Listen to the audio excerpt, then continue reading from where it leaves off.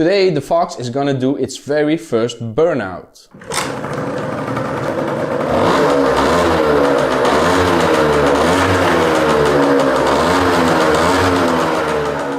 What's up guys, welcome back to another video. Today we are working on the Fox again and we're gonna try to fix the fuel system. Last week we started up the bike for the very first time and it sounded pretty good.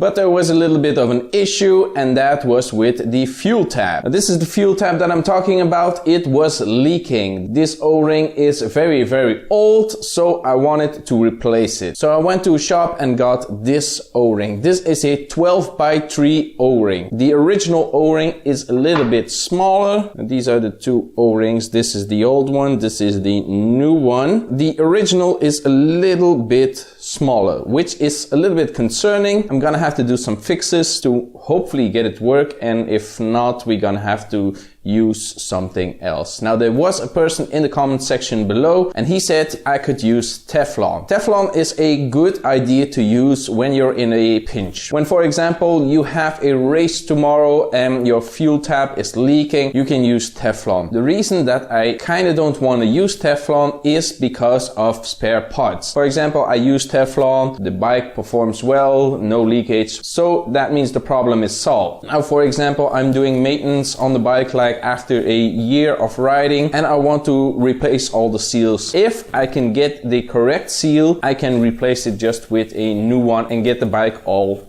good then. With Teflon, yeah, if you loosen,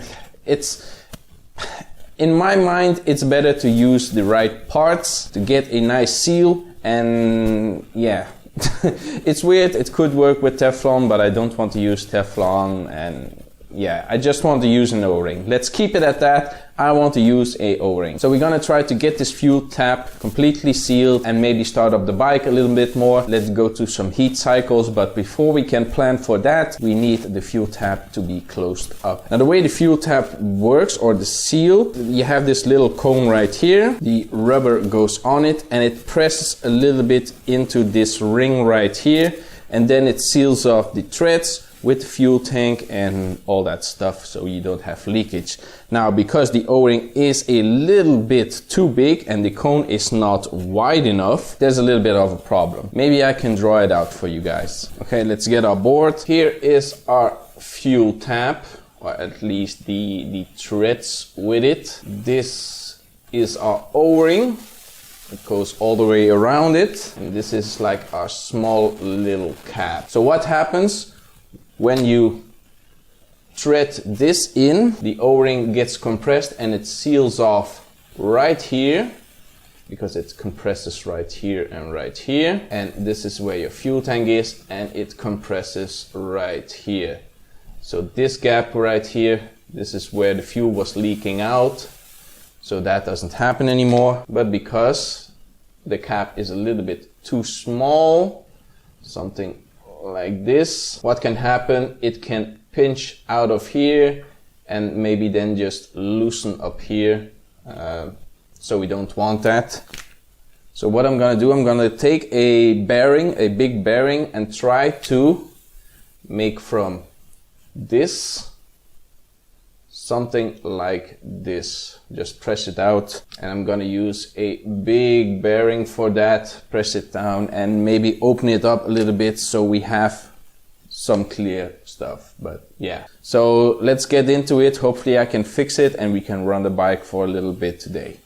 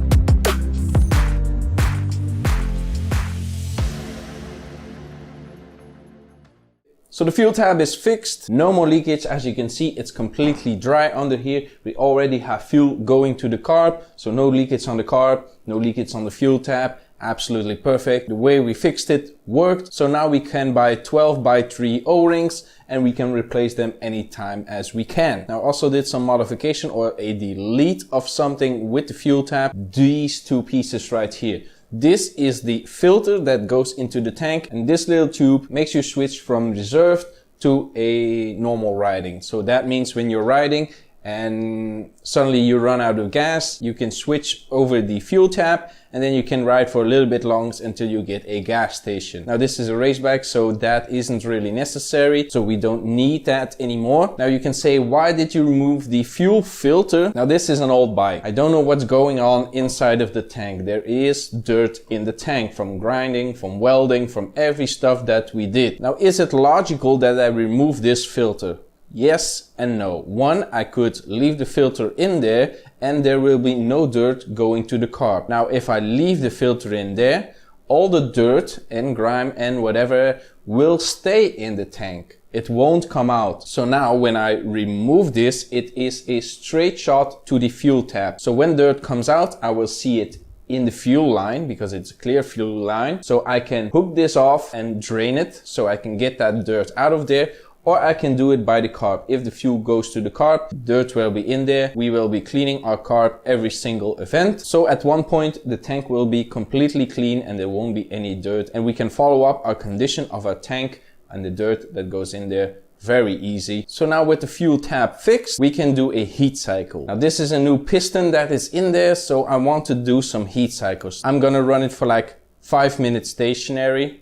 Switch it off, let the engine cool down, run it again for 5 minutes, let it cool down. So a couple of times of that so I can see what's happening. So when we go for a test ride, the piston already has some strokes. I want to do a heat cycle. Is this really necessary? I don't know. Maybe, maybe not, but it wouldn't hurt running the bike for a little bit, see what's going on. So I opened up these plastic so we have some airflow. I also put on the shop fan so we have some clear air going in there because the bike will smoke. Of course, there's a lot of oil in the engine from assembling the piston and all that stuff. And also the fuel that's in the tank right now is 1 in 35, not 1 in 50. That is recommended for that oil, so it's a little bit richer in oil. And the heat cycle will also harden up the sealant that we used for the exhaust. So also a good thing. So yeah, I'm not going to show every single heat cycle in its entirety, not when I switch it off and put it back on, but I'm going to do the first start. I'm going to put on the good mic on the camera, put it over there. You might say the sound is a little bit iffy. That's because we're in a closed space and it's a lot of echoing. Yeah, let's get this bike started, get some heat cycles going, and then we can see what we can do next.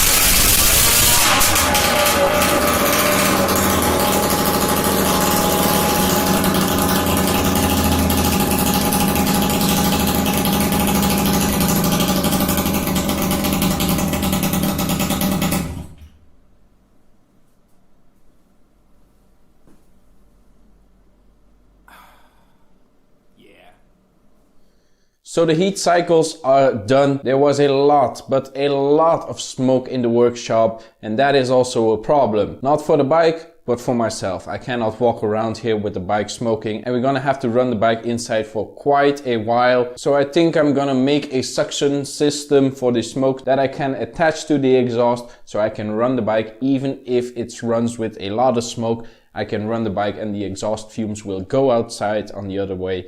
Because now I opened up the door and it was completely filled with smoke, so that is not really an option. So we're gonna have to work on that at some point, but I'm still gonna have to search all the parts, so that is not in the near future. The reason that there was a lot of smoke is because of the piston. We put in a new piston and we used a lot of two-stroke oil on the piston to make it slide better. So that is pretty normal. Once that is all burned off, we are in the clear right now. But as you saw in the footage, I down jetted it to a 70. There was a 87 in there that I put in there, but I put in a 70 to make the bike run a little bit better, and it absolutely did. The smoke got less and less. The bike performed well. Throttle response was perfect, and as you saw, the bike did its first burnout, so it has power, but it just needs to be jetted right. So we are a step closer to a running bike, but I'm pretty happy how the bike is performing now. Of course, it's still too loud, and I talked to the shade, we're gonna have to get a silencer for it. People don't like really silencer, but the bike is really loud. Also, I fixed an issue with the carb,